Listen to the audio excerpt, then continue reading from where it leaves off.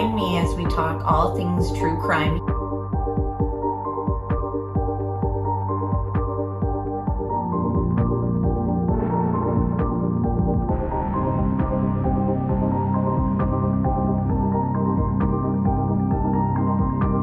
Made contact and shattered. The missing 4-year-old. The parents have called in and advised that the mother has went through a wall, came home, now they can't find her. Chad, where are Lori's kids? They've been missing for 4 months. You have nothing to say? 4 were stabbed multiple times and were likely asleep during the attack. Some had defensive wounds. Most of them had just like one that was the lethal stab wound. Oh, what a tangled web we weave. Once I told a lie, and I told my family, I had to keep lying. But sure, I mean, is it deemed? We haven't cleared anybody.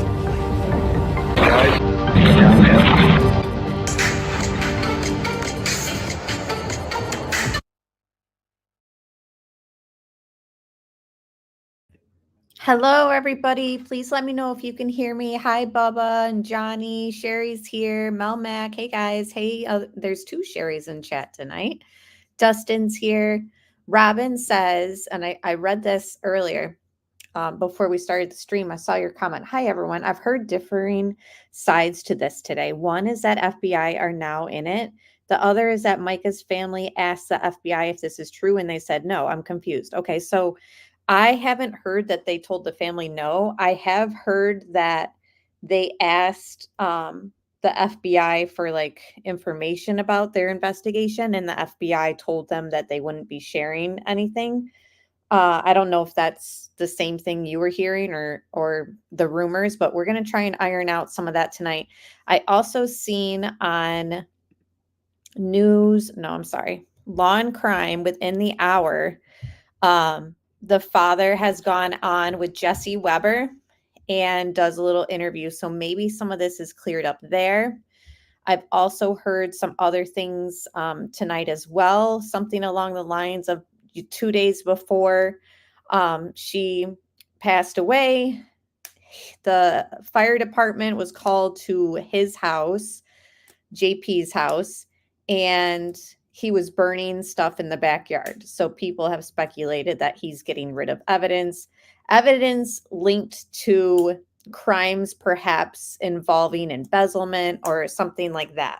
So before we get into all this, I found a really good timeline. And hello, Marshall, Dove, and everyone else who's joined. Hey, Seth, Zoe, Kent is here, Michael. If I missed you guys, I'm just trying to go through some stuff. So appreciate you all here. Please hit that like button. I know everyone and their mother is going live tonight. So let's get us out in the algorithm and have more people join us and join this discussion. So we're going to go through new information with FBI, new information from the father, from Law and Crime. I'm going to share a timeline for those who aren't really familiar with the case. And for those who are familiar with the case, I am curious, now that the FBI is aiding in the investigation, do you feel peace of mind? Do you think that the FBI is going to find something nefarious tied to her death that the North Carolina Police Department did not? Or do you think that the FBI is just going to confirm that there's nothing that links JP to her death and she did this herself? I'm curious. Mary Thomasari says nope. All right, let me share my screen again. For those who are not familiar, this is going to be a good little timeline. So let me just pull it up.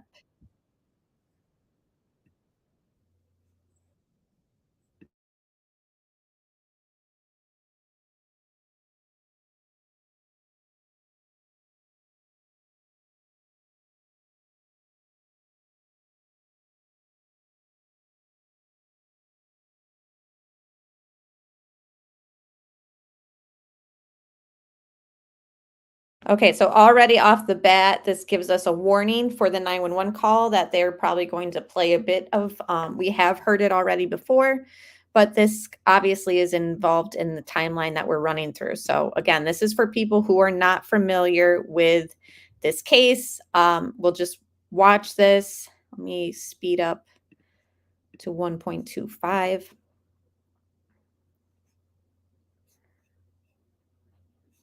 The following is a timeline of events leading up to the death of Mica Miller, as described by Robeson County Sheriff Bernice Wilkins and reporting by WPDE. That includes incidents reports taken by police.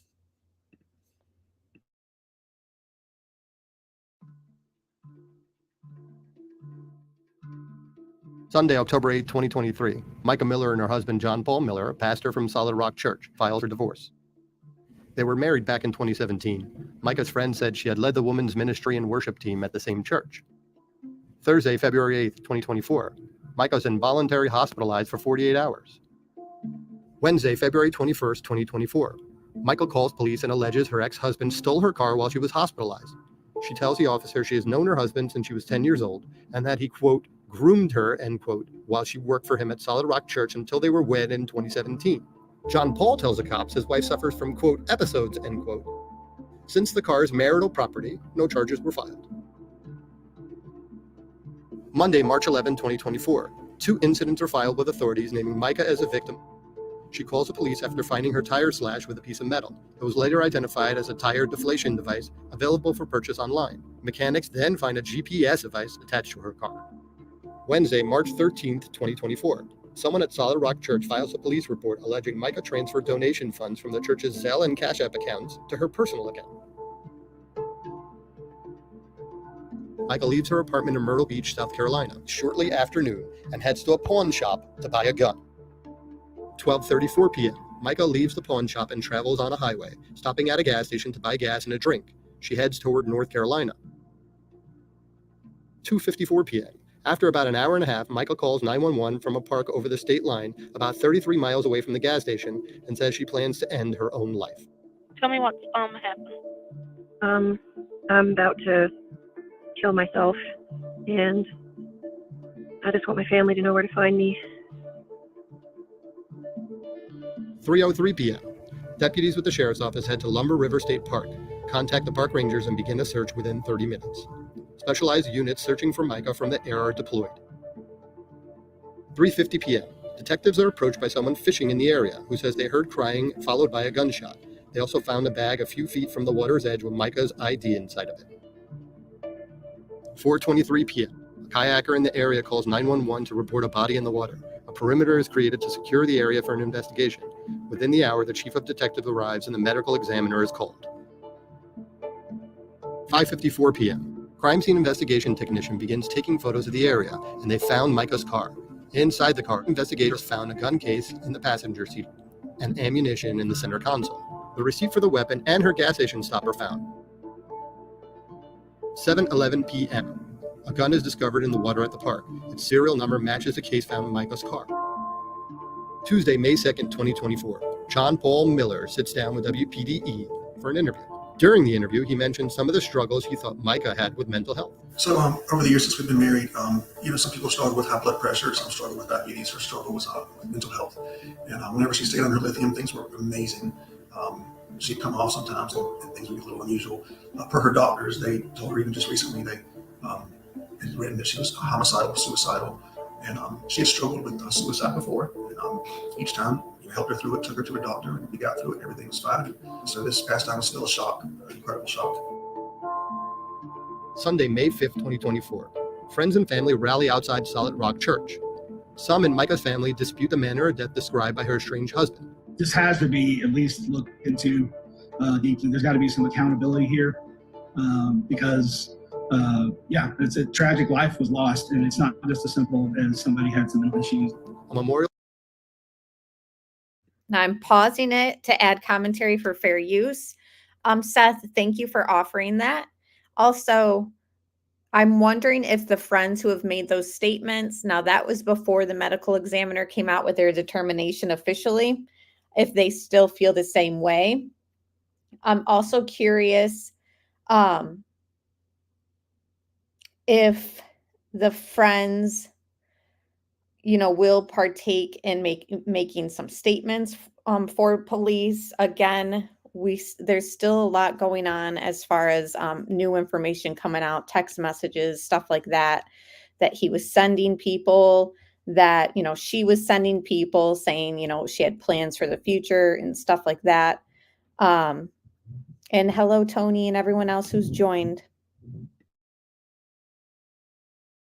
Service honoring her life followed the rally. Monday, May 6, 2024, the medical examiner releases Mica's cause of death. They conclude that she died of a self-inflicted gunshot wound. Mica's family meets with deputies about the investigation. John Paul asked the sheriff's office to meet with him in South Carolina. The investigation team said they did not plan to cross the state lines. Now, if he is, such a great guy, doesn't have any guilt in any of this, why wouldn't he drive to South Carolina or North Carolina, I'm sorry, from South Carolina and say, hey, I'm here to meet with you guys like you requested. If there's anything I can do to help out, whatever you guys need, I'm here. Let's do it. Instead, he requests them to come down to South Carolina. So this raises the question of, okay, so is there policemen in South Carolina that are a part of this church? Also, the fact that she is found in the water, we kind of talked about how they weren't able to test for gunshot residue. Well, she's found in the water. Even if they did test it, would it have come back positive? It's hard to say because once you're in the water, it kind of washes away. So that's just another thing, like people were saying, oh, his alibi is so convenient. He's out of town. It's too convenient. Her being found in the water after calling to make sure her family finds her, I find that almost too convenient as well. I don't know how you guys feel about that. Wednesday, May 8th, 2024. Public records requested by WPDE are released, detailing the events leading up to Mica's suicide.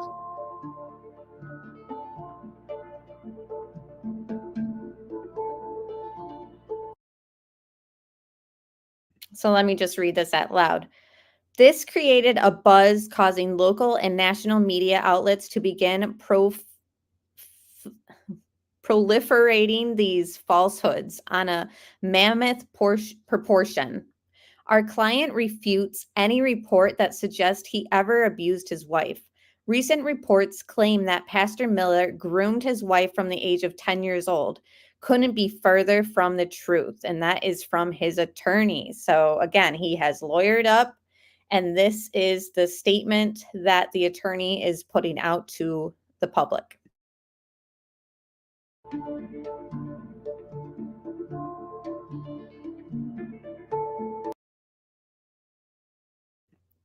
It has come to light that Mica Miller struggled with mental illness, specifically bipolar disorder, which, when not properly managed, led to paranoid episodes and self-destructive behavior. Again, Mica suffered from mental illness, and some reports made by her in the recent past are nonsensical. This unfortunate reality underscores the importance of destigmatizing mental health issues and ensuring those affected receive appropriate support and treatment. Also from the attorney, Russell B. Long.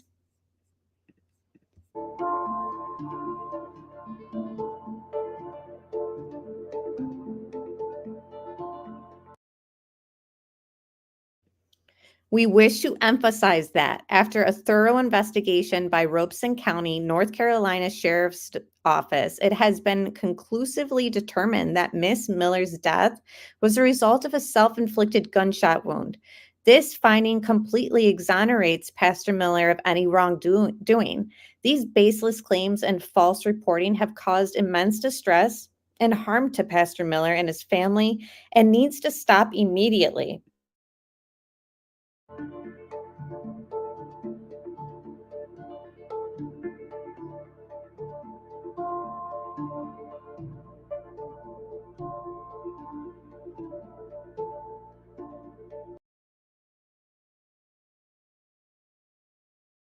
All right, let me just pull up an article before we get into the father's recent statement with Jesse Weber from Law and Crime.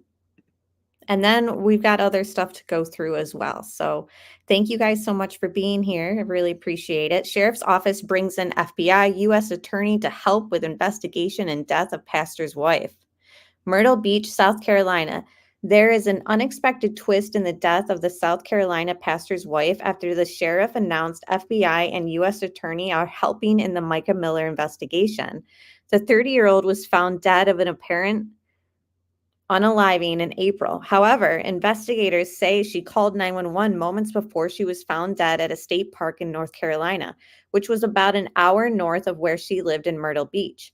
So yeah, it was only an hour, yet the pastor just can't, be bothered to go up there and help the sheriff's office. He wanted them to come down there.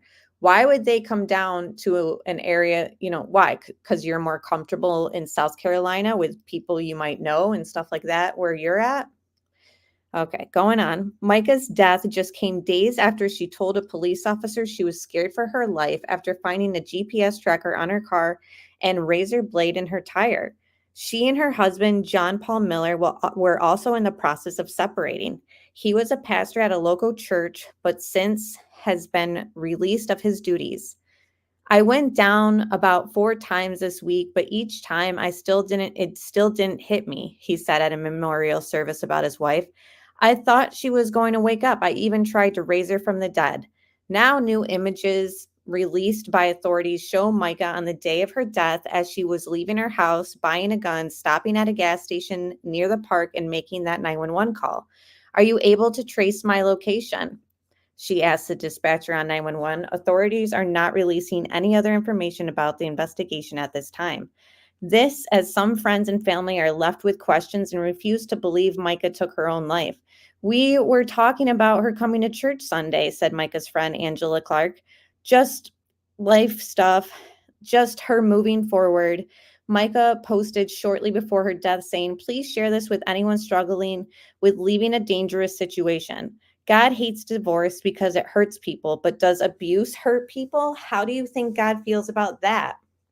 And just to add a little bit to that she had posted, unaliving herself, you could argue hurts an immense amount of people. Of course, I'm not shaming her. I'm trying to make sense of her thought process by posting that. And then also, where we're at right now. Again, hindsight is 2020.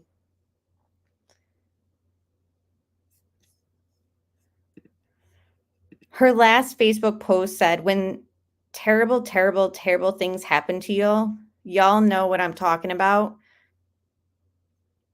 Resting peace face. RPF, she wrote.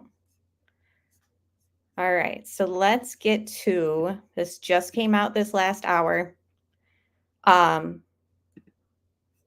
It says family of pastor's dead wife Mica Miller break their silence. What else is he hiding? And that is in quotes. So I'm not going to play the whole thing. I'm just going to skip towards where the father comes on with Jesse, and we'll listen to that, okay? So I haven't watched this either. So it's going to be a live reaction while we listen. And thank you, Christina. I appreciate that so much. Mica was obviously controlled and guilt-tripped to death. Literally, she didn't do that.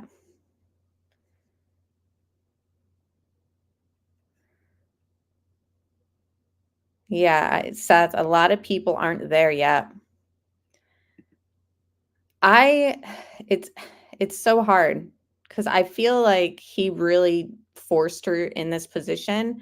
But we talked about an alternative theory the other day on my channel. A lot of people liked me looking at this case with a different perspective. So if you missed that, I have a different theory on what took place possibly. Hello, Roxanne. It's good to see you. All right, so let's get into this and listen to this. Again, this is Mica's father, and this just came out. So sorry for your loss, your family's loss. And as I mentioned to you before we started recording, I know this can't be easy talking about this and having this amplified and everybody speaking about it. So I know this must be a very difficult time. So my heart goes out to you and your family, and really appreciate you taking the time to come here and talk a little bit more about it. Thank you for having me. I'm going to start off. How are you and the family doing right now? We're struggling. You know, we're more united than ever as a family. You know, this is something that has really caused us to drop any little petty arguments or something and focus on what's the important right at this moment. So, you know, we have grieved off and on, but we've also been in fight mode off and on, as far as legally and speaking out for Mica. Let's talk about that because, and I want to be very clear here.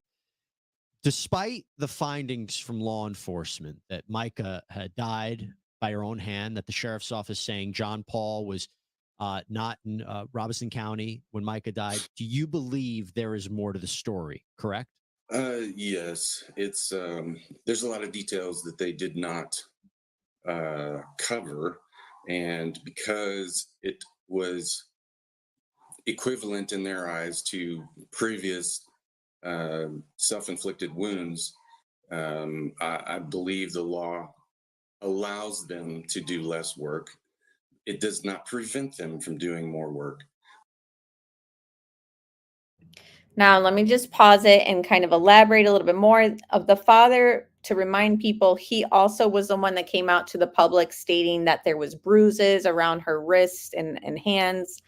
Am I getting those locations correct, chat? It was like around her wrist and her hand, right? Or her arm, please. I need specifics if you guys have them. It was on his News Nation interview. We listened to it, and of course, I can't remember the detail, but what people have done is they've pulled up the images from her at that pawn shop, and we've zoomed in, and we don't see any bruises. So very interesting. And thank you, Ava, for sharing the hotline.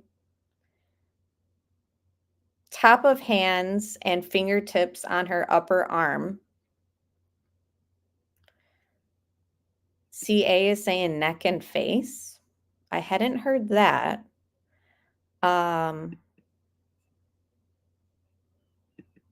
So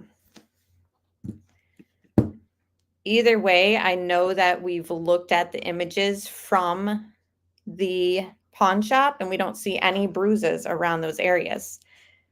Yeah, the family saw bruises. Yep, bruises on one wrist and handprints on other arm. That's what it was. Thank you, guys. I appreciate that.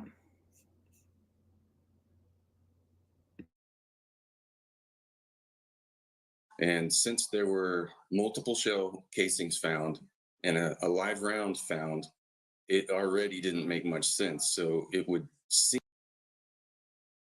More details I hadn't heard. Multiple casings found and a live round found. So I believe in one of our first live streams, we questioned, how many bullets were pulled from her ammo box. Because if it's just a one and done, this is my plan and that's it.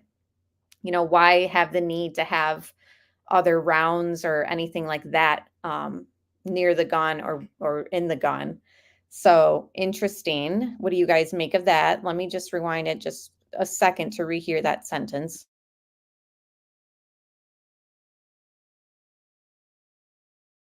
And a live round found, it already didn't leave. The law allows them to do less work.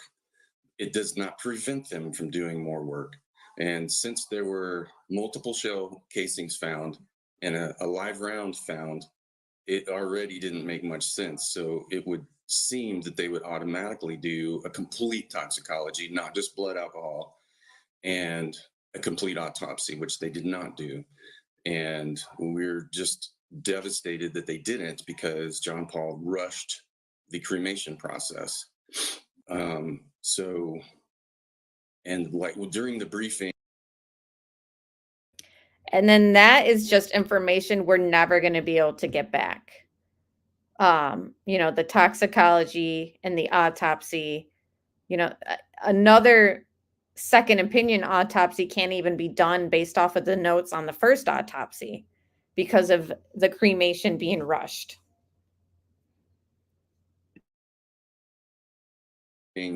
We pressed pretty hard for more information and such, and the sheriff's office was trying to compress the briefing for us, and then they gave us a flash drive. It doesn't sound like Mica during the 911 call. She's so slow and so, but then later there are, I haven't even heard them myself, honestly. I have someone who's going through all that for me and filtering the information, because otherwise, the more information I get that sounds off, the more furious I get, and I need to be able to focus and control my emotions. So, but there was screaming going on and such, and that's not something indicative of a self-inflicted. That's sounds like a fight, and So he's claiming there is screaming going on in the 911 call. Has anyone else heard that? That's a good question. Was she an organ donor? I'm not sure. Nothing has been stated as such. You're suggesting that they gather the organs and test them for toxicology, perhaps? Is that what you're saying? Yeah, the quick cremation is suspicious. Who has anyone else heard screaming in that 911 call? Christina says yes. Robin says no. Seth says, I believe she bought the gun to protect herself. I do too. You didn't hear the call. Okay. I played it on our the first live stream we did on this. So this is our third. I know Johnny was there. He says, I didn't hear anything. No screaming. No, I didn't hear it either, guys. Not calling him a liar. I'm just saying, like, what we might have missed something. I don't know.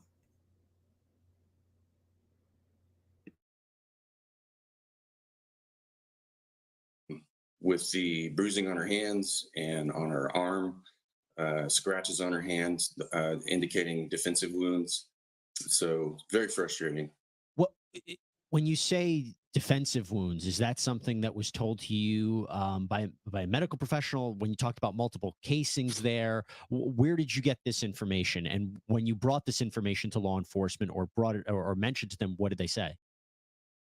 Okay, as far as finding out, the park ranger took us back to the scene and pointed out, here's where she would have been standing. Here's where the shell casings and the live round were, which also doesn't make sense.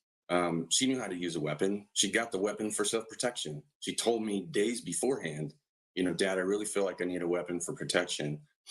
And she knows how to use it. She's qualified. She's been through training. She's not going to charge the weapon and eject a live round. She already knows the first rule of gun use is knowing the condition of the gun.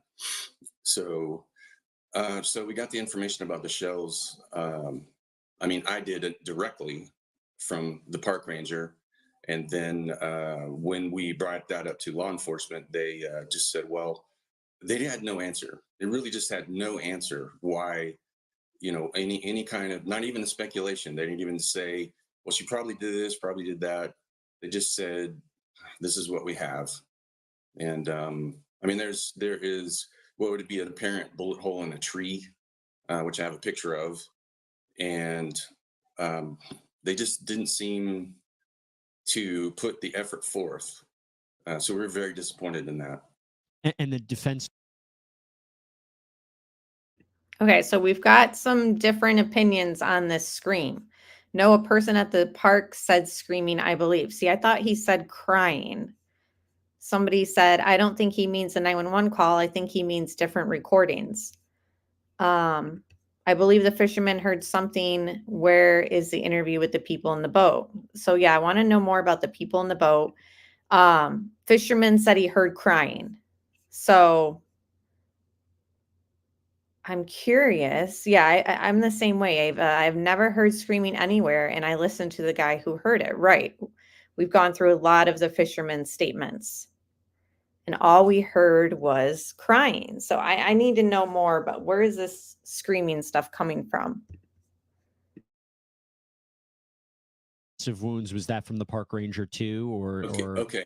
Yeah. No, we looked at her hands. during the viewing. We took pictures of her from the viewing. It was the worst day of my life.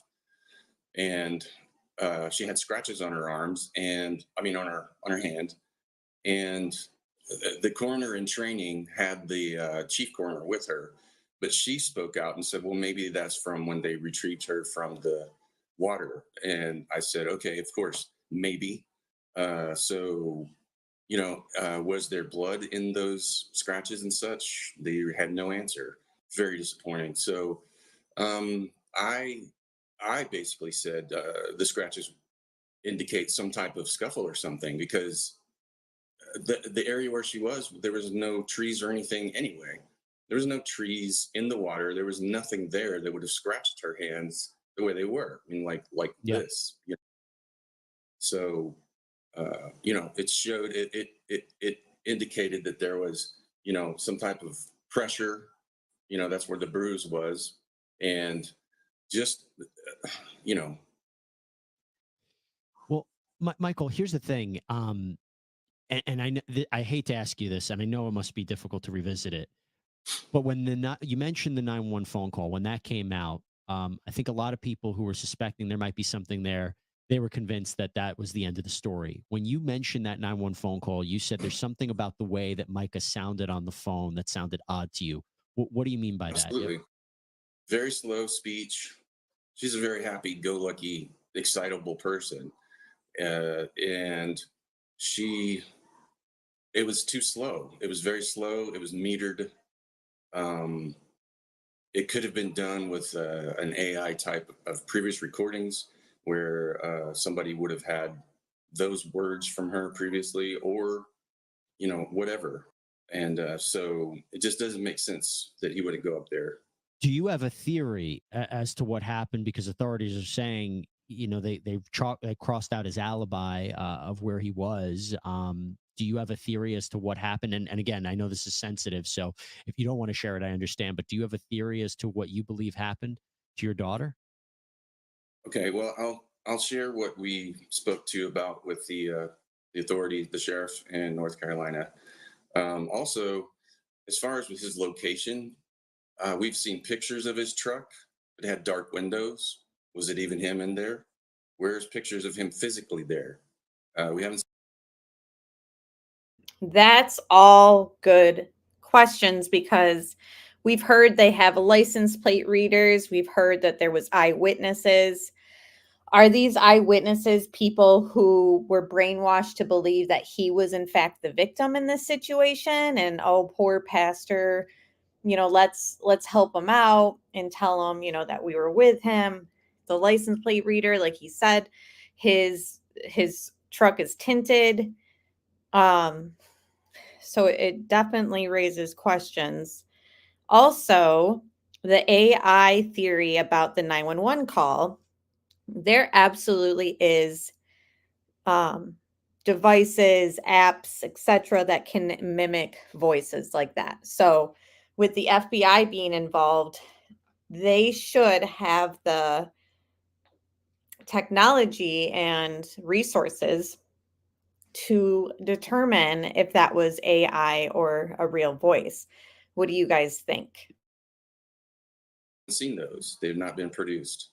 If someone else has them, we would like to see them to prove that he was there, because otherwise it could be anybody in that truck. So the theory would be that because she had multiple tracking devices put on her car previously, that she was followed out to the park or forced to go out to the park, and they either follow her out there, or there's no reason for her to go out there. That's the main point as well. She's never been out there. We don't go up there. It's not a family spot. And she was off the trail enough into a park ranger only area that nobody knows about. And so the theory would be that she was either tracked, and then they said, well, we didn't find a tracking device. Well, they could have removed it at the park. When the car was at the park, and then it was collected by the authorities, they didn't check for a tracker, which blew my mind. They said, oh, we have all the evidence and everything. We asked them, was there a tracker on her car? And they said, well, we didn't check. And we were flabbergasted. This happened over and over during that interview. Why didn't you check that? We know that there was 3 or 4 trackers put on her vehicles. Why wouldn't you check to see if she was followed? They said, oh, there's no cameras, but we know she wasn't followed. Her car is just out here. And I said, well, there's no trackers. They said no tracker. I said, well, they could have removed it after they did the deed. So then Mica's mother, Angelita, she said, pretend this is Mica's hand. And she asked me, grab this hand. And then she pulled it up, and said, it looks like someone squeezed her hand and raised it up and shot. And there are defensive wounds from it and such. And that's the general idea of our theory, that somebody crushed her hand to hold the gun up to her head while she's fighting. Either them or someone else held her other hand or her other arm back, because there's bruising on it from squeezing. And they forced it to look like that was self-inflicted. And a couple of rounds went off during the scuffle. One ejected was live. And then it finally happened the way they would want it to happen. And then dumped her in the water. So he's claiming multiple rounds went off. He said something earlier in this interview about something being in a tree, a round found in a tree, right? I need to hear that again, guys. And she asked me, grab this hand. And then she pulled it up, and said, it looks like someone squeezed her hand and raised it up and shot. And there are defensive wounds from it and such. And that's the general idea of our theory, that somebody. Okay, so we haven't got to him talking about the multiple rounds yet. I want to pause it and just kind of picture what he's saying, which we kind of all have theorized. Okay, so somebody puts her hand on the gun, she's fighting it, and that's where the bruising comes in, because they're forcing this position with her hands on the gun. And hello, Amanda Vita. So good to see you. I know that you've been following this case extensively. It's good to see you. It's been so long, so very long. I'm glad to see you in true crime again. The fisherman heard one shot. Right, Robin. Like, what is going on? Because he should have no reason to lie.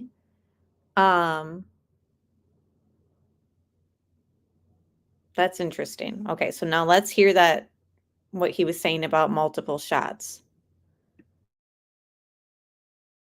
Crushed her hand to hold the gun up to her head while she's fighting. Either them or someone else held her other hand or her other arm back, because there's bruising on it from squeezing. And they forced it to look like that was self-inflicted. You know what else is unsettling too? So the type of gun that was used needed to be cocked back. So that she should have fingerprints like on that area of the gun where she pulls it back. Hi, Zawoki, good to see you. Where she pulls it back, right? So not only would they have to force her hand to kind of be in position and pull the trigger, but her fingerprints should be the ones that are pulling the cock back. If that's even the right terminology. But now I've lost my train of thought with that. Okay, so the problem is the gun was also found in the water as well. So how are we able to determine whose fingerprints are on that area of the gun that would have cocked it back before the trigger is pulled if the gun was also found in the water? So that's where I'm like confused, because are they able to print at all on that gun even though it was found in the water? I would say no, probably not. What do you guys think? And a couple of rounds went off during the scuffle. One ejected was live, and then it finally happened the way they would want it to happen. and then dumped her in the water, probably 40 meters away from where the shell casings in the gun was found. The water doesn't flow there. It's a slough. It's still. It just sinks. And it actually flows when it sinks, when it recesses, it goes the other direction from where she was found.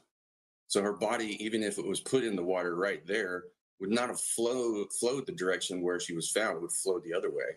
So it would be possible that the incident occurred right there and the shell casings, and then the gun was dumped in the water right there. And then she was carried farther 40 meters back into a little bit more secluded area where she was found. So Sierra Francis now joins the conversation. This is Mica's sister. Sierra, thank you so much for coming on. As I told your father, I just want to say again, I'm so sorry for your loss. I'm so sorry for what you and your family are going through. Our hearts go out to you guys. And again, really appreciate you taking the time and being so generous with your time to come on and talk a little bit more about this. So I've already spoken to your father a lot about what you guys believe might have happened here. I want to talk to you about this legal claim that you have filed against Mr. Miller and the church. Walk us through what that claim is and what you're hoping to get from that. As far as the legal side of things, I don't have perfect details of everything. I'm just trying to pick up where Mica left off and make sure that justice is served and that we are able to remain over her estate and make sure that it is used or allotted in the way that she would have wanted it to. Do you know anything about the FBI being a part of this investigation now? Were you told anything about that, what they might be looking into? So we are aware that Robeson County did come out and say that the FBI is involved, but as far as what they're investigating and the extent of their involvement, the family's not sure. Okay. Okay. I wanted to ask you this, both of you this. So look, Okay, hold on, because somebody, Robin in chat, asked about the specifics about FBI. So let's hear her answer again. Remain. So I've already spoken to your father a lot about what you guys believe might have happened here. I want to talk to you about this legal claim that you have filed against Mr. Miller and the church. Walk us through what that claim is and what you're hoping to get from that. As far as the legal side of things, I don't have perfect details of everything. I'm just trying to pick up where Mica left off and make sure that justice is served and that we are able to remain over her estate and make sure that it is used or allotted in the way that she would have wanted it to. Do you know anything about the FBI being a part of this investigation now? Were you told anything about that, what they might be looking into? So we are aware that Robeson County did come out and say that the FBI is involved, but as far as what they're investigating and the extent of their involvement, the family's not sure. Okay, so it is sort of what I was stating earlier. They know that they're involved. They've asked for more details, and FBI is not willing to kind of share that. People are wondering if the FBI is involved because of her death or if they're involved because of shady money dealings with the pastor, embezzlement, tax evasion, anything like that. Maybe they're going to hammer down and get him on some of those charges. I wouldn't be surprised if they go after his finances, like they audit him or the church or something like that. So I don't know. They are assisting the sheriff, though. That's what the news has stated. So I would think that it has something to do with her death. Robin says maybe both. And Seth, I linked the police synopsis from the sheriff's department in the chat. Is the link working for you? Because that has a whole synopsis of the crime scene. We've read through it already on the channel. Otherwise, I would go through it again. But I did double check while we were listening to this. And yes, it does state that the gun was found in the water. Okay. I wanted to ask you this, both of you this. So look, the main argument, and it's being put forward by Mr. Miller, and what we've seen is Mica, they say, had suffered from mental illness. Do you know anything about that? Anything you could tell us about that? Because one of the things that Mr. Miller has said is he had this power of attorney set up for that reason. What can you tell us about what Mica might have been going through? So before Mica married. Okay, before she gets into the history of Micah's mental illness or statement about that, Amanda says, I heard it could also be because it's a state park, but they are hopefully looking into finances. Oh, good call about the state park. I'm trying to think. That almost reminds me of the Gabby Petito thing, but because FBI got involved because it was on federal land or something. I don't know. I don't know. But that could be something. A suspicious deposit was made into Mica's account the day after she passed in the amount of missing funds from the church that was already being investigated. Hi, Kelly. Good to see you and everyone else who joined. Plus, it crossed state lines, Melmac said. Good idea. That makes sense. FBI is looking into JP's lawyer and Dare to Care. Creep thinks he's so smart. Right. John Paul, she had no signs, no history, no indications of mental illness at all. And why did she presumably agree to a power of attorney? Usually the person who sets up would have to agree to it and sign to it. He had every way to control her, and he was very good at manipulating the situation. And she thought that he would be doing the right thing. And she wanted to trust that Mr. Miller Jr. was actually doing the right thing for them until she got away from him and had more time when she spent more time with us to peel off some of those layers and realize what was going on. And then she started becoming herself again and got a job and everything else and was doing fine and was happy-go-lucky self again, excited about the future, and which is something he did not like. Just very terrible. There are these allegations that he groomed her. What do we mean by that? He had his sights set on her from a very young age. I would guess probably 14 years old, 14 or 15 when we first came to the church. And he made sure that he kept her exactly where he wanted her to the point of who she married, what job she picked up after she was 18. He got her married, and then he made her his secretary and his babysitter and his let's go to lunch person, and oh, you're so beautiful. And then when she was married, same thing, best friends with her husband, her previous husband, and manipulated the situation where he could have him doing something because he was his right-hand man and then spend time with Mica alone, which is very inappropriate. And to be clear about that, are you alleging that he engaged in criminal contact with Mica? And if so, again, my understanding is there's no time bar in South Carolina to bring charges. Is this something that you're speaking with about authorities with? I don't think he physically had a relationship with her until after she had already been married to Jeremy. I wanted to ask you about something else. And this goes back to that idea of why he says, and correct me if I'm wrong, why he says he had to set up the power of attorney. He was concerned about whether Mica would be taking money, because there was this allegation that Mica was a suspect in the theft of $1,200 in donations for the Solid Rock, this missionary efforts. I understand you want to clear the record up on that. That was investigated. I have seen, police excerpts on that, and from what I've seen, to best of my knowledge, it said that that was just a domestic dispute, and there was no criminal charges to be filed.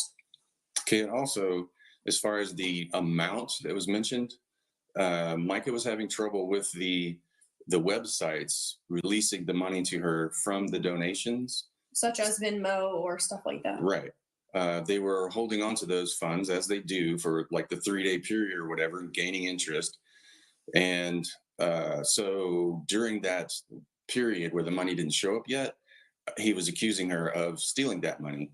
And then after the fact, after she's passed, all the money showed back in except 1 penny. Not to mention that money wasn't money that was donated and she was stealing it. This money was, hey, I've put $600 out of my pocket with the intention of, hey, I will be reimbursed from this, because that's what she was told.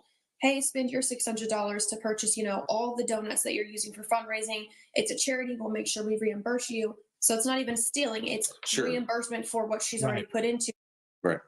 And before I let you go, I have to ask you about this letter that came out that he had seemingly apologized to Mica for what he said was releasing a nude photograph of her on the internet. What was your reaction to that letter?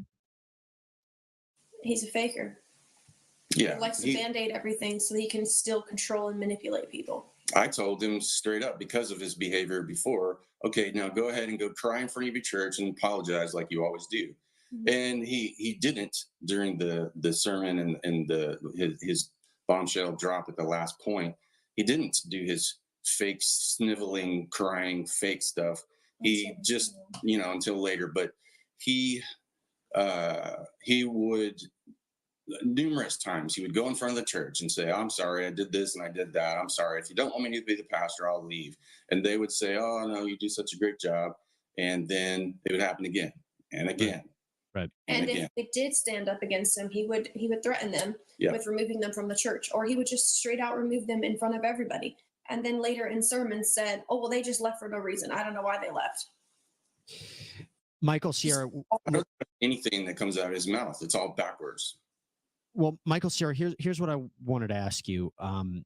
This is going to be an ongoing discussion. And I was hoping, and first of all, thank you for being so forthcoming to come on to explain this, give your perspective on what's happening. As this progresses, can we keep an open line, and can you come back on and let us know any updates that are happening on your end? We would really appreciate it, because I think a lot of people have questions about this.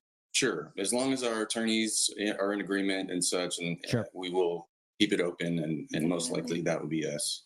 Okay. So listen, again, thank you so much for coming on. Really appreciate this. And again, my heart goes out to you and your family about this loss. And I'm so sorry for what you're going through. But again, really appreciate you taking the time. Thank you so much. Thank you. Thank you. And that. All right. So that is a new statement from the family. We send them well wishes and prayers. Hopefully they can get more answers that they desire, especially about these, multiple rounds found and something in a tree. Again, for those who kind of watch this on replay, share your thoughts about those comments, because my head is still kind of spinning about what the dad was saying. Very interesting. And Amanda sent me that article. It's from yesterday. Let me pull it up, share my screen. Thank you all for being here. FBI investigating J.P. Miller, his attorney, and Dare to Care African missions.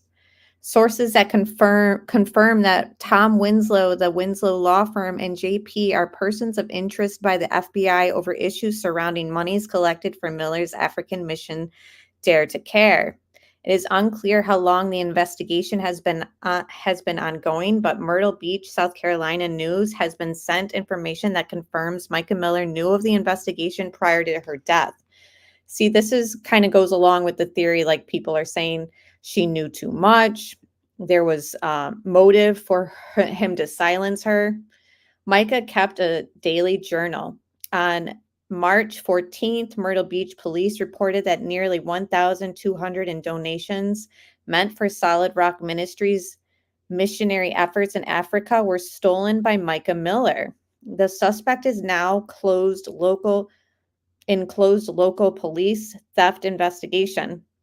Her bank account was allegedly credited $1,199 after Mica Miller committed S at a state park in Robeson County on April 27th.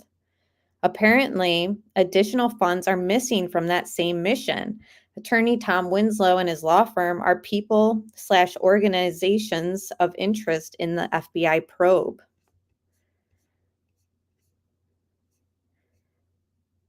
Okay, we've already read this email in another live stream, so no need to go through it. This is a developing story. The last thing Myrtle Beach, South Carolina News wishes to do is interfere with an active FBI investigation. We reached out to the attorney, Russell Long, today for a statement by his client. His staff informed us that Mr. Miller would not be making a statement at this time. Right, he's hiding. All right, let's see. Some other stuff to go through. Got some tabs to share. let's mix it up with an Ashley Banfield video from last night. We know from Mica's family and from police reports that John Paul was stalking and harassing Mica in the weeks leading up to her death.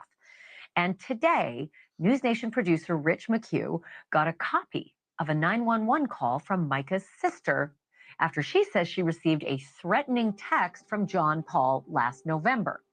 Mica was staying with her sister at the time, and here is some of that 911 call. 911, what's the address of your emergency? I need to report a non-emergency at this point. Okay, what's going on? My sister came here today to visit because her and her husband were having issues. She came from Myrtle. She told him she'll be home on Tuesday. And he is texting me at this point saying, I'll be at your house at 12:55. I'm armed and ready, and I will keep you up all night. I'm going to get her back. Oh, wow. And I said, you're not welcome at my house. There are no trespassing signs up. You cannot threaten weapons. He has 6 guns that he just purchased recently. And he's saying, I'm armed and ready. I'm coming to get her. We also have 2 of the texts that John Paul sent Mica's sister that day. The first one, in the wee hours, it was sent at 1:11 a.m. And it says, John Paul has loaded, John Paul says he's loaded Mica's possessions into garbage bags and is threatening to either dump them on the sister's property or take them to the Goodwill. The second text, 7 hours later at 8:04 a.m., takes a very, very different tone. Take a look at that. It says, if she comes home today, tell her I'm sorry, so sorry. I'll do whatever it takes. I'm sorry to you and Matt. Should be known that we have repeatedly invited John Paul and his attorney to appear on this show every day that we've done the story, and they have always refused. They did give us that statement. We've now read it twice. And I want to bring in News Nation producer Allison Weiner, who's been digging into this story since the very beginning. Allison, you know, the statement yet again pointed out that the allegation that Mica suffered from mental health issues, that she was hospitalized from February 8th until February 10th. Everybody's been wondering, like, why that hospitalization, how it came about. And you were able to dig up that answer today. What is it? Well, I got an affidavit from Mica's father, Michael, who was actually on the show the other night. And in the affidavit, he talks about the fact that John Paul was going around saying that Mica was not taking her medication and that she needed to be hospitalized. And when Mica's dad looked into it, he found out that she was really deciding to take just 1 pill instead of 2 pills, which is something that she was very much allowed to do. So he found at that moment and throughout a lot of their interactions that, according to him, John Paul was exaggerating a lot of things and making up things so that he could, in fact, get Mica hospitalized against her will. So how did she end up being admitted against her will?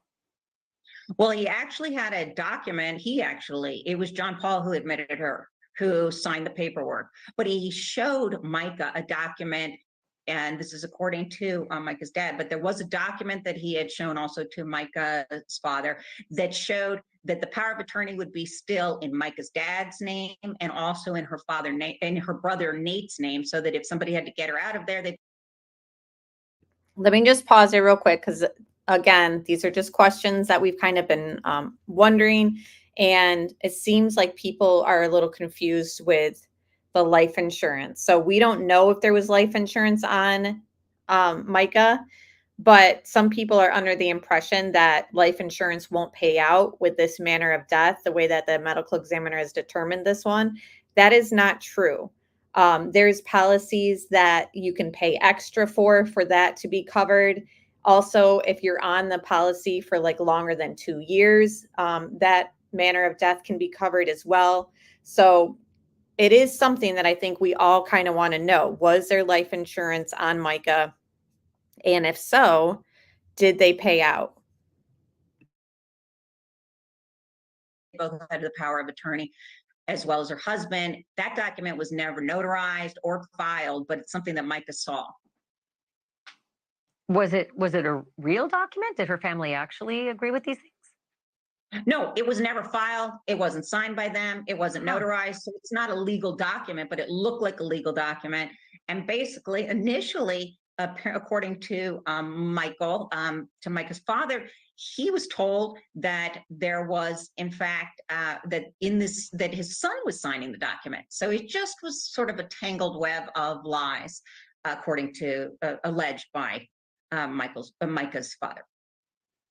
Micah's father, Michael. Yeah. Okay. So the bad blood between, John Paul and Micah's family, just, bits and pieces just keep coming out. And it is so nasty. We heard the 911 call where Micah's sister talks about no trespassing signs.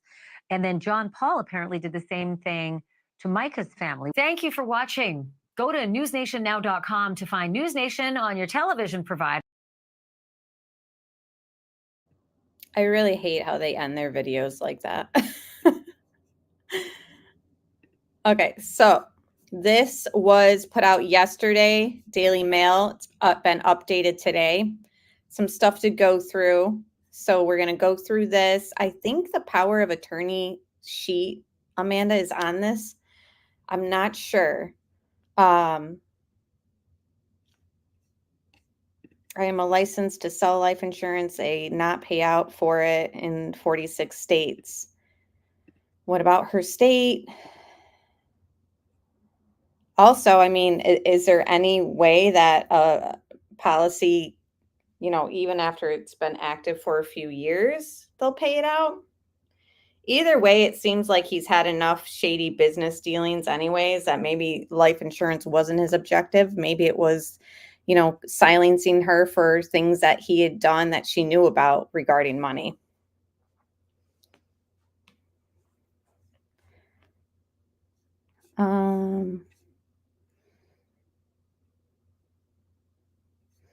I know. Every time I watch one of their videos and it ends like that, I get so annoyed. I know. Me too. Like, somebody needs to tell Ashley, like, that is just not, it just ends so abruptly and it doesn't like flow like nice. I don't know. It's hard. It's hard to watch. Okay. Micah Miller's pastor husband penned a poisonous email to his estranged wife before her death saying he wanted to attack and cause pain. John Paul Miller, 44, has been accused by Mica of grooming her from the age of 14 when she first joined the church, in recent police reports recently made public. In affidavits filed by Mica's family, they expressed their concern over the relationship with Miller and has been described as a wolf in sheep's clothing and a false prophet by those who know him. When someone hurts me, I try to hurt them back rather than forgive, Miller, the pastor of Solid Rock Church in Myrtle Beach, South Carolina, told his wife in a November 2022 email, according to an affidavit filed by Micah's brother, Nathaniel Francis, 32, on May 2nd. Instead of me forgiving you, I just attack and try to cause pain, he added. Mica bought a gun and drove across the state border before she shot herself in Lumber River State Park in North Carolina on April 27th. Her family claims John Paul's actions drove her to it. The twisted email is one of Miller's many actions that are in direct contrast with the preaching and teachings of forgiveness, with adultery also condemned in the Bible. Miller is accused of repeatedly cheating on Mica as a relationship broke down. Now, we have seen evidence of that. As far as, him flirting with that bartender, that was before she ever filed for divorce. I consider those text messages cheating. I'm sure he crossed the line in many other ways that we just don't even know about. Maybe those people will come forward. Divorce documents obtained by Daily Mail revealed that Mica filed for divorce in October last year on grounds of adultery. See, so there was evidence that she had herself. Plaintiff Mica is informed and believes that the defendant, John Paul, has and is engaging in acts of adultery with women whose names are well known to the defendant in the filing state. Plaintiff has not condoned the adultery. The plaintiff would show that she left the marital home due to defendant's philandering and as well as defendant's growing hostility towards the plaintiff. Defendant has threatened to throw plaintiff's belongings into the yard, locked plaintiff out of her home, and has defamed and demeaned the plaintiff before a congregation of people. Mica's filings say that she was a faithful and dutiful wife who was devoted to their church and marriage during their 7 years together. Miller later filed against Mica, asking that he be given exclusive use of the family home and car, as well as demanding that she be banned from making social media posts about him or the church. So this we've already gone through. It's just him talking about, like, oh, I thought I could raise her from the dead. Like, no, you're not Jesus.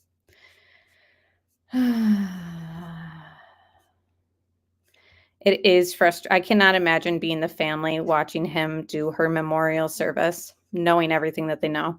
His first marriage broke down after it was revealed that he was having an affair with Mica, who was regularly babysitting his 4 children in 2015.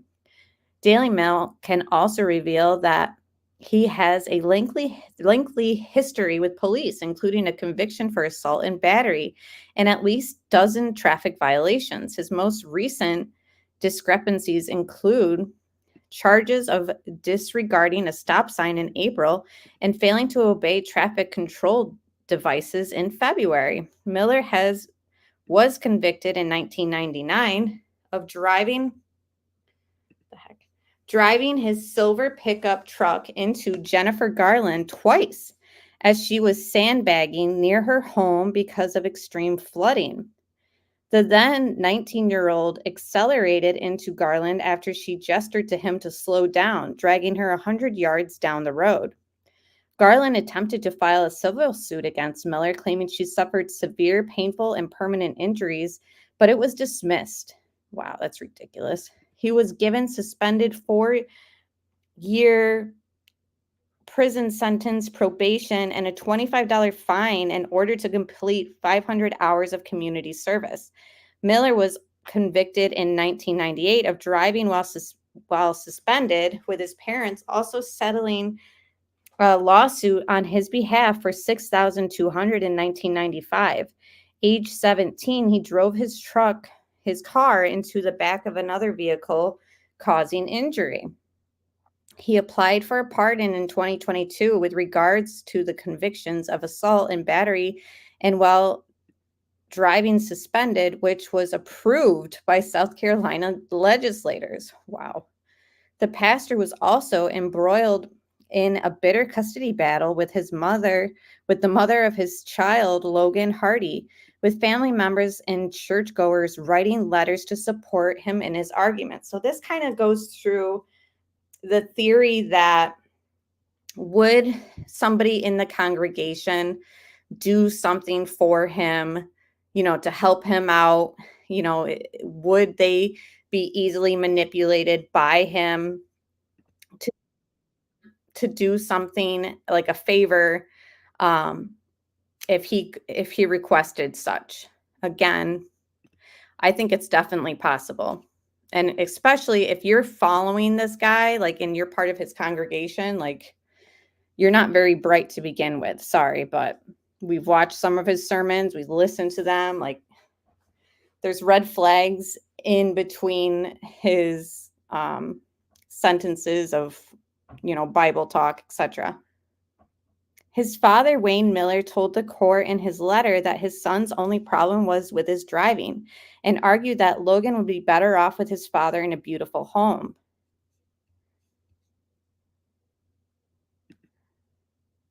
What makes a great story?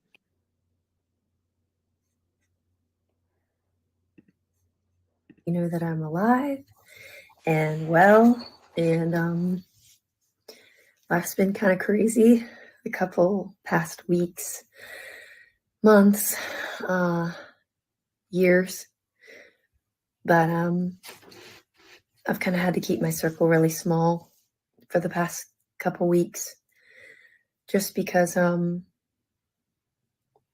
going through a lot and it's hard, and it's my cross to bear. It's the thing that God has put in my life to deal with, and I don't want to bring a lot of people into it. I'm so thankful to God for a strong family and the friends that God has put in my life to be there for me at this time. I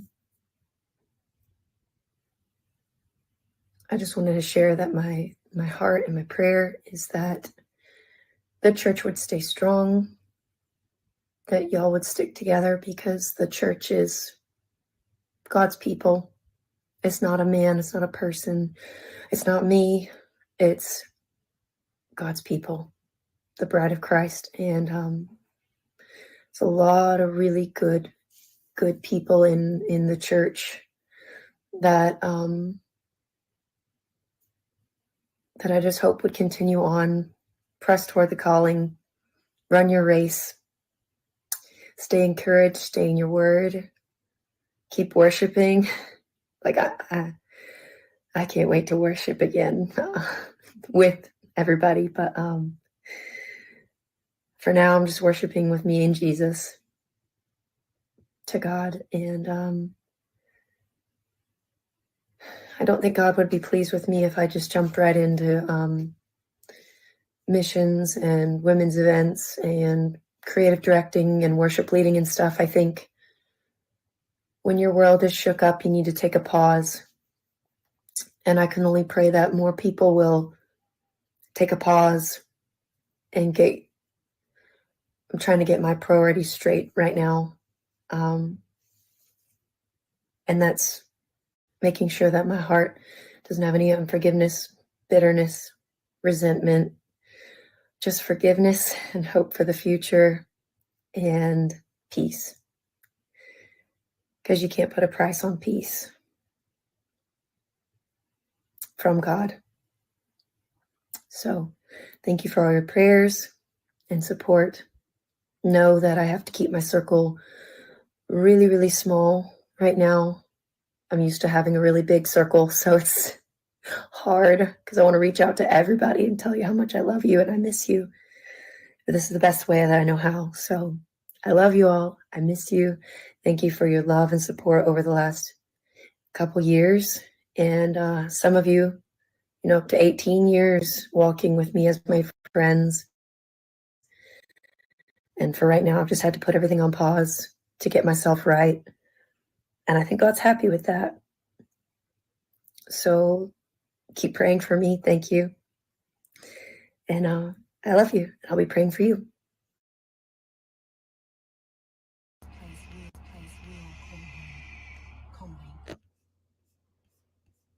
All right. So yeah, she had a black Honda Accord, in case people were talking about her vehicle in chat.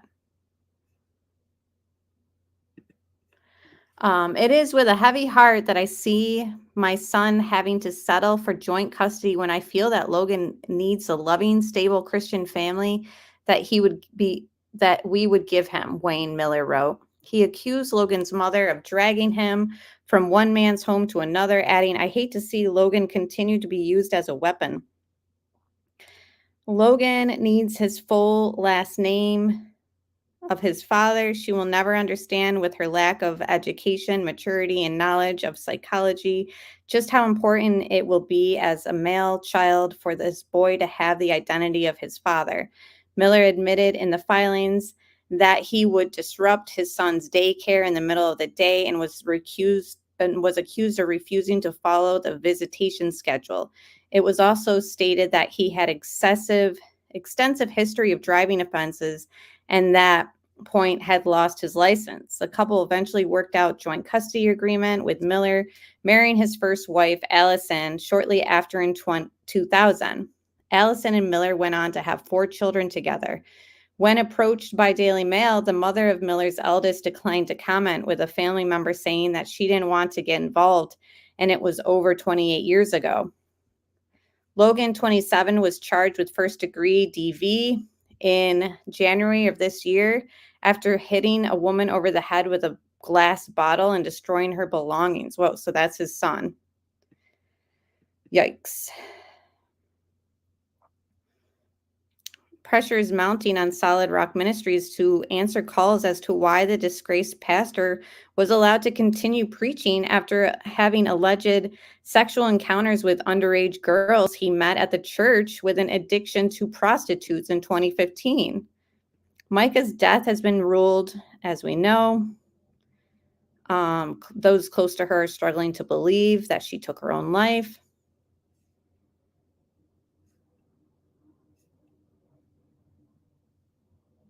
Okay, all this other stuff we've kind of already read. This is something signed by the sister. Mica told me legal documents she prepared so that I would be able to make decisions for her well-being. However, these documents were not located. The only legal documents discovered appointed Mr. Miller as her power of attorney. Mica made several police reports over the last few weeks of her tires being slashed and tracking devices being found on her car. In the Mr. Miller's email forwarded to me, he apologizes to Mica for the tires and causing damage to her vehicle.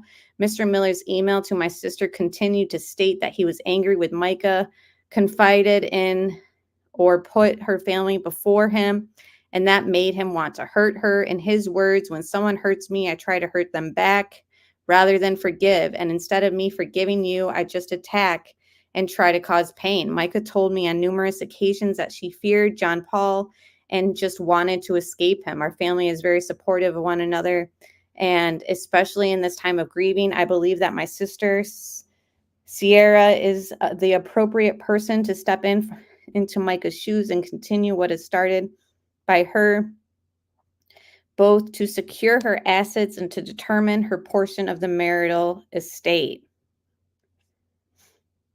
So that was signed by her brother.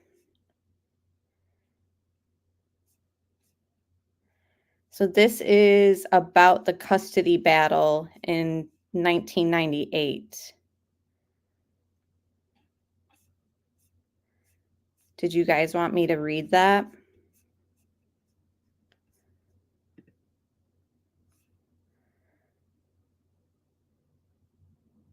Yeah, how can anyone be in this church and follow this guy? I know. I wonder how many still support him. And thank you, Tom, for that super chat earlier when Mica's video was playing.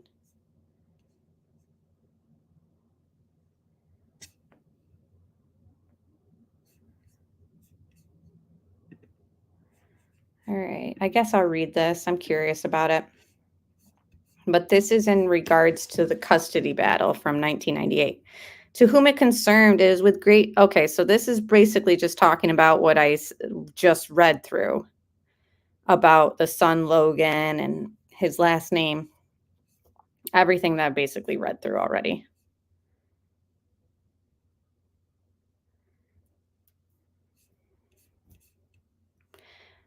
Others were disgusted that Millers stalked her body 4 times after being subjected to a restraining order in the weeks before her death. So I had heard that there was a no contact order, a protective order put through. This is the creepiest service. Those are fake tears I've ever seen. Seems like he is glad she is gone and rushing the funeral so that he can get on with another life. Weeks before her death, Mica had shared a video speaking about abuse within marriage as claims emerged that that she was being abused.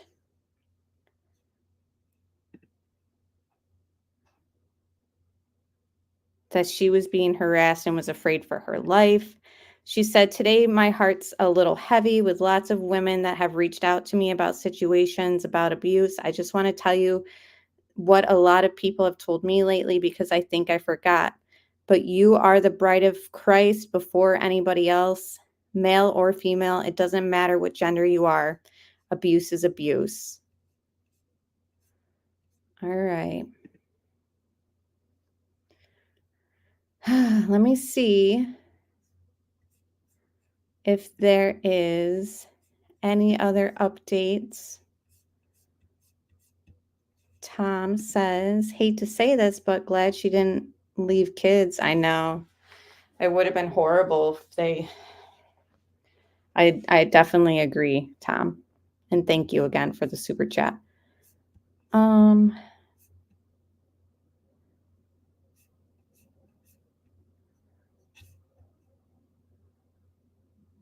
Yeah, of course he's glad she's gone. He probably feels like he's won. Right. All right, let me see. I'm checking Twitter to see if there's any other updates. Again, we kind of went through everything that is new. The father's new statement on law and crime, FBI being involved, the family unsure of what exactly the FBI is involved about, but okay, I'm checking recents.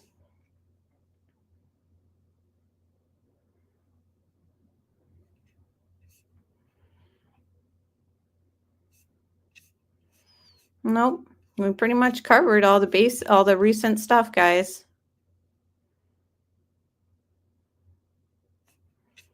Now we just wait and see what the feds pull up, what ends up happening.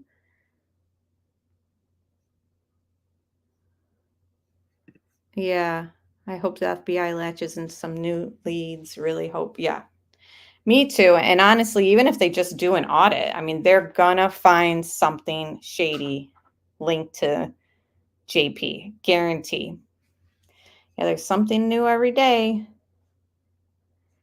Can I ask why didn't the family take her in from John Paul if this was so bad and they knew it? Why didn't they call FBI years ago? Interesting if they knew he was a groomer. Interesting. Yeah, the whole grooming since she was a child, I think maybe the family was in denial about until recently, and they're starting to kind of piece it all together. I know that Mica was staying with the sister, and I guess he had even like threatened that, he wasn't going to let them or go to bed until, he's able to speak with her or something like that. And she got her new apartment, so she didn't need to stay with family. She had gotten her own place. I know that the sister has also come out saying that she would, always have her phone near her because they were just kind of on edge about Mica leaving and everything that was happening. I hope Mica had a journal someplace with a jump drive in safekeeping. Right. Went back to make sure, but her sister clarified Mica was firm. It was 1415, not 10. She thinks she meant 2010. Right. And what's funny is earlier we read the statement from Pastor JP's attorney, and the attorney was like, there's, statements being made about him grooming her since she was 10. That is absolutely not true. And it's like, okay, right. So it was 14. So they got it wrong by like 4 years. Okay. So it's just funny how like even the lawyers like repeated that, like it wasn't since she was 10. It's like, okay. Got it.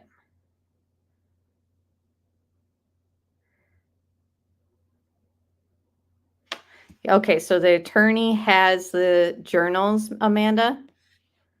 Yeah, I hope so too, Bubba. I don't think that JP's getting away. I really don't. Even if it's tax evasion, something like that. Yeah, exactly. It still makes him, yeah, exactly. Regardless of if it was 10 or 14. Why is JP changing trim and rims on his truck? I heard he got a whole new truck.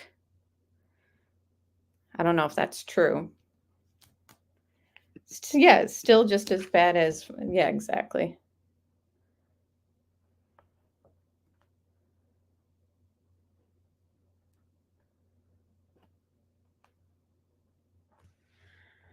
Oh boy. Okay, Amanda, you can send me the video if you want.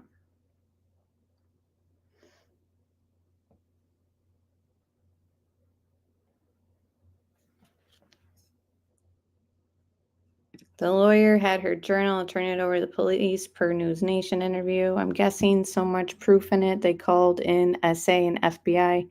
Perhaps.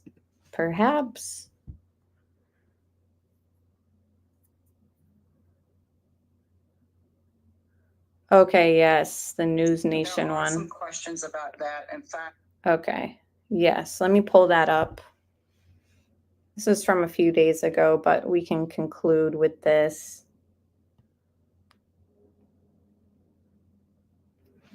Just to give us how am I feeling. I literally have been having, I didn't have this with my first pregnancy, hot flashes. Anyone else have hot flashes when they were pregnant? It's unbelievable. Like all of a sudden, like just comes over me. Like my face is like everything's just so hot. Okay, hold on. Thank you for asking too. I really appreciate it. I am in the first few weeks of my second trimester.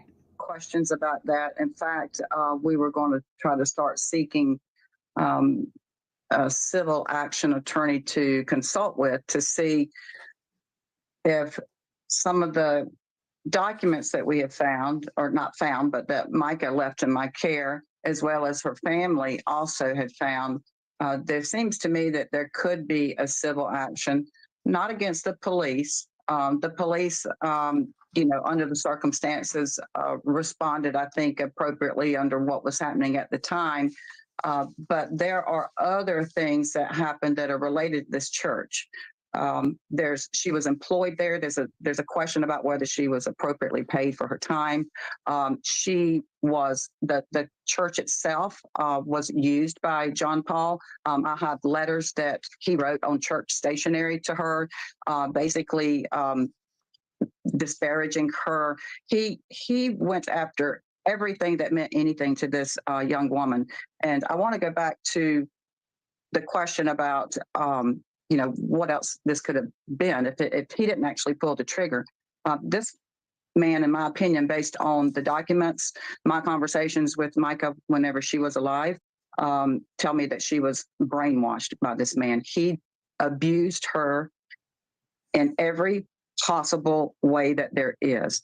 Financially, he abused her by taking away things, phones, access to money, took away her car, those types of things to try to gain control of her. Every time she tried to leave him, he would harass and stalk her to the point that she just felt like she had to give up and go back. And he abused her not only emotionally, financially, he abused her religiously in terms of her religion and her relationship with God. He demeaned her in every aspect that he could. There is a video of a sermon of him that I was just so taken aback, and my jaw hit the ground because I felt like I had come across the answer of maybe why she would have taken it this far. And that is, he had her convinced that this was what she should do. In my opinion, I believe he had her convinced that it would be the only way that she could escape him to some degree. I believe that he had her convinced all the way. I believe that he used every tactic and tool that he could. The mounds of paperwork that I have is incredible. She collected a lot of things. She kept a notebook. I have boxes of journals, which, by the way, he's made 100 phone calls looking for, as I understand. And he is constantly trying to stay in front of this, spin some story. And I think we have enough here that. With that evidence, I'm curious. I'm sorry to jump in, Regina, but Sierra, do you think you can shed some light on why your sister told the police that John Paul had been grooming her since the age of 10, but that her, her involvement with the church only began at age 14 in a youth program? Do you know what the difference is between those two claims? If I had to assume, I would guess that she probably meant 2010, not 10. Since 2010 would be a better estimate of what she might have meant. Yeah, I don't think that she ever said 10 years old. No, she's consistently said around 14, 15 years old. I've never heard her ever say 10 years old. Thank you for watching. Go to newsnationnow.com to find News Nation on your television provider. And don't forget. There we go again with thank you for watching. Okay, guys, thank you so much. And thank you everyone congratulating me in the chat who did not know. We shared the news last week. And yeah, I was trying to explain like why I've been kind of inconsistent at times um, with my live streaming and having to cancel, just, sick and tired. And so finally realized like, okay, now I can share the news, second trimester and all that. It's been rocky. So honestly, another reason why I wanted to share it with you guys is to ask for everyone to kind of, send your good vibes my way and prayers my way. I still have a long way to go in this, and just has not been fun. I'm not one of those women that love being pregnant. Like, no. I know that sounds bad, but I just really don't. Johnny says he probably told her God wanted her to stay with him. They use the Bible to mess with their minds. Yeah, he probably said, "You're going to hell if you leave me," using God to control another wacko, Waco, Texas. Yeah, I think so too. I definitely think so too. And hello, Shay. Good to see you. But all right, guys, we had a good discussion. We've covered all the updates. We listened to the father's interview and heard about, FBI assisting. So I think that there will be new developments in this. Hopefully the family can get some of the answers that they're seeking. Of course, they will never get full closure. When you lose someone, you just don't really ever do. And yeah, thank you so much, guys, for all your wishes, well wishes, and prayers. I really could use them and need them. And yeah, just hit that like button. Again, that's all I ask of you guys. Like, just like the stream and subscribe. Join me here later this week. We're going to deep dive into other cases and other updates, and stay tuned for all that. And we will talk very soon, guys. So again, thank you to all my members. Thank you to my moderators. Thank you everyone who's here, who's hit the like button. And we'll talk very soon, definitely this week. Going to do a Watts deep dive this week too. Everyone wants me to do it, so got to pull something together. But it'll be interesting. So talk soon. Hopefully we get more information this week on Mica. But these things take time. So good night, everybody. Thank you.